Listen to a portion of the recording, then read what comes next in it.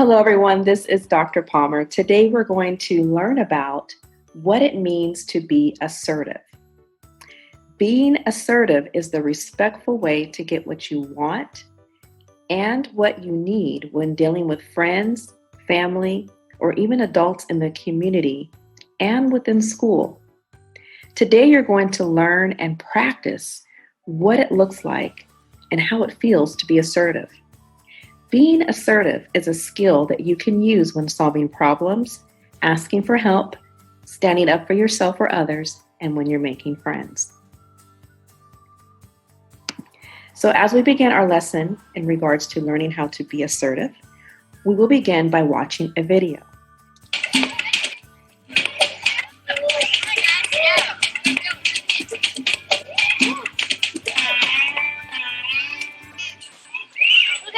I got it.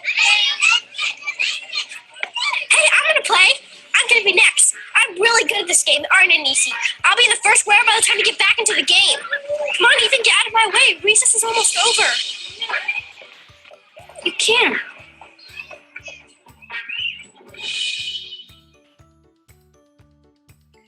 After watching the video, let's take some time to reflect and think about what Carly might need or want to happen. Well, you might have guessed that she wants to be first in line, and she wants to join the game. How did Carly's voice sound? Was it loud, mean, or disrespectful? What was she doing with her face and body? Was she sneering, frowning, pushing, or standing too close? And what kind of words was she using? Were her words mean, disrespectful, unkind, or rude? You might have guessed all of the above. So now I want you to hold up one finger if Carly was being passive, 2 fingers if she was being assertive, or 3 fingers if she was being aggressive. If you held up 3 fingers, you got it right. She was being aggressive. How do you think Carly's aggressive behavior is making the others feel? Were they feeling angry, mad, or disrespected? If you've guessed any of these, you've got it right. Now we're going to watch that scene again. This time, I want you to pay attention to the character Ethan. Does he act in a way that seems passive, aggressive, or assertive? Let's watch and see what happens.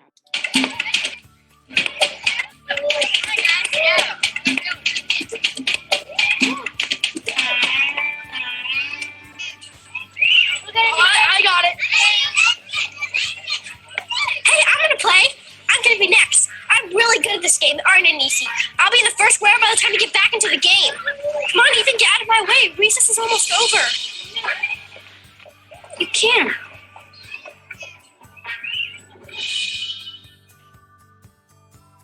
After watching the video, let's take some time to reflect and think about what Ethan might need or want to happen.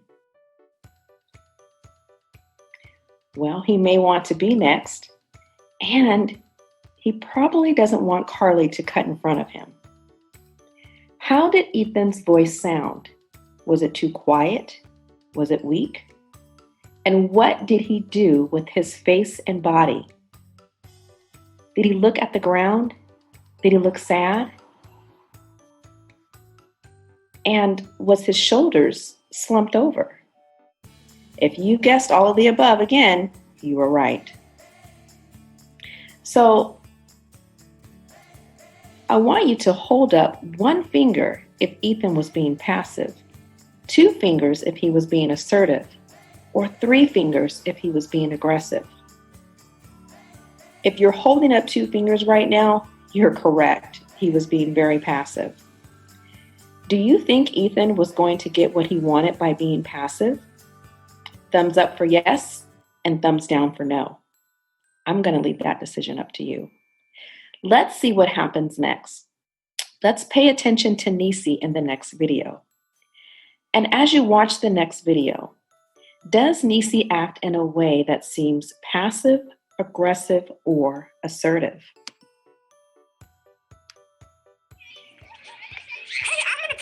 I'm gonna be next. I'm really good at this game, aren't I, Nisi? I'll be in the first square by the time we get back into the game. Come on, Ethan, get out of my way. Recess is almost over. I know. You can't. Carly, if you want to play, you need to get in the back of the line. We all need to wait our turn.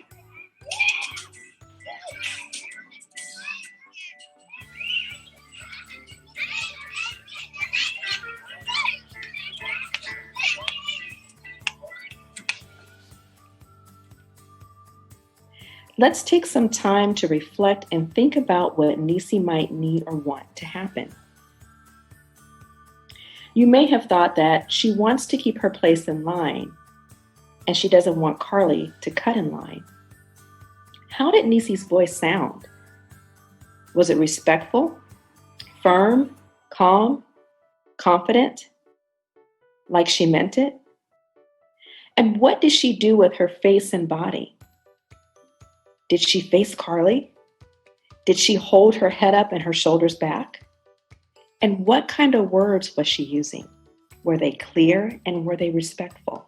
If you've guessed any of those answers, you're on the right track.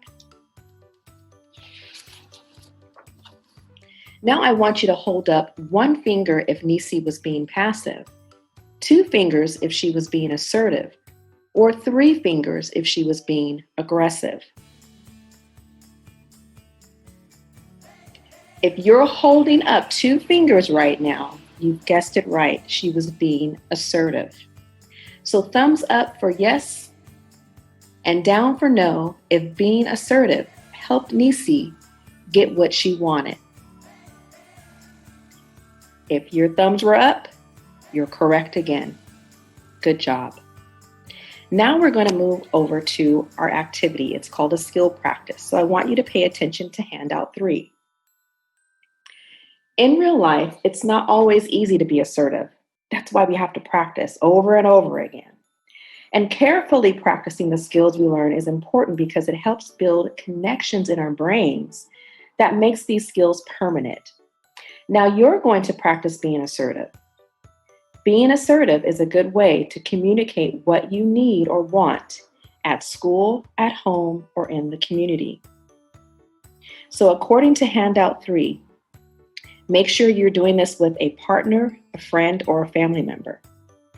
If you are partner A, read the first scenario out loud.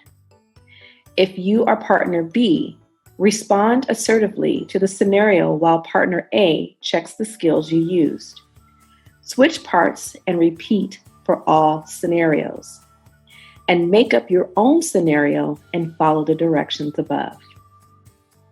Once you complete this activity, share your ideas with one another and your thoughts about how either you can improve or you can change the way that you're being assertive.